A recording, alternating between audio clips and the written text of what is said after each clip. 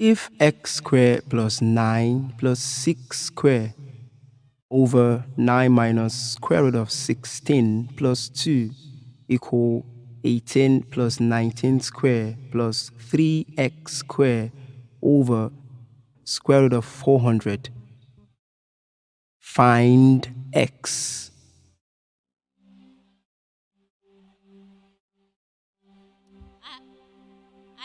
I believe there are mathematicians in this house. So I would like you to get out your pen and your papers as I give us few seconds to find x. The time begins now. I can imagine what will be going on in your mind right now. I can just imagine the tussle between your pen and your paper.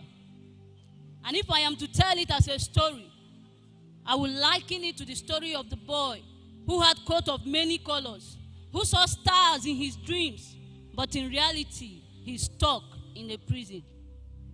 I can equate it to how you are always on track, running after a dream before they run out of your reach. If running was an art and you got the talent, you deserve a golden buzzer. I know your story. It is rugged and gory. It is a collection of mistakes that has been crossed out severally. Your story carries the structure of an X. You are like S, stuck in a complicated world, trying to find yourself. X is lost in a complex equation, finding a habitat for itself. Now, let me tell you about X. X is an unknown identity looking for an apartment to accommodate itself. We introduced school to X. We taught X how to read and speak good English. We took X to church. We taught X how to pray and read the lips of God.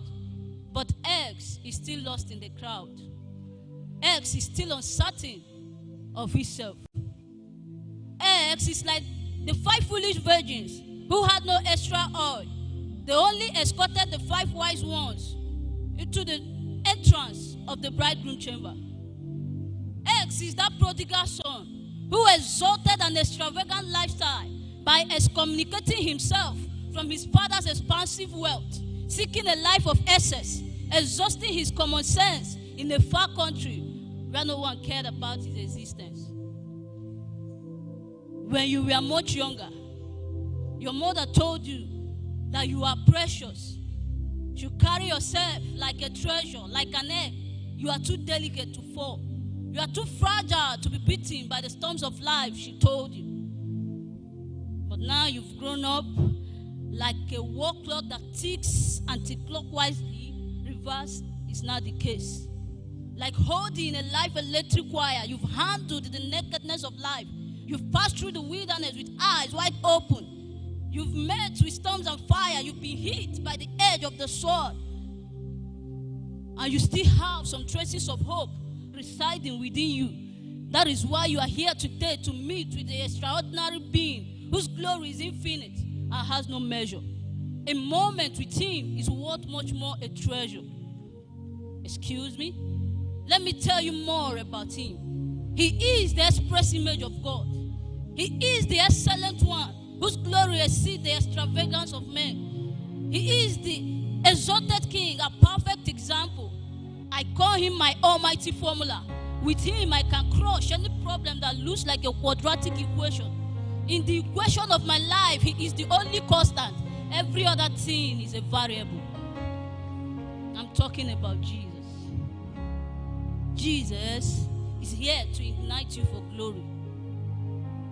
Introducing Jesus into the scene changes the whole narrative. In a moment, in a jiffy, your worries are all forgotten, just as we've forgotten about X in this equation. But let me ask you, what is the power of X in an equation where Jesus is the constant? The power of X has got nothing to do with you. You see, your mind can only deceive you to believe that for the enemy to submit to you, it has to cause you life and death. Same way you believed that finding X in this equation requires quite a great deal of effort. But can I shock you? Finding X in this equation is as simple as breathing in and breathing out. Yes, it is that easy. I would have solved it right away, but in this auditorium, we have great servant of God. Yes, that will guide us in finding X. So when he step up to this place, through the grace of God, he will be giving us the formulas we need to finding ourselves in this equation of life that will make the enemies to submit to us. So I just want you to get out your pen, get out your paper, and wait for him to come. Thank you.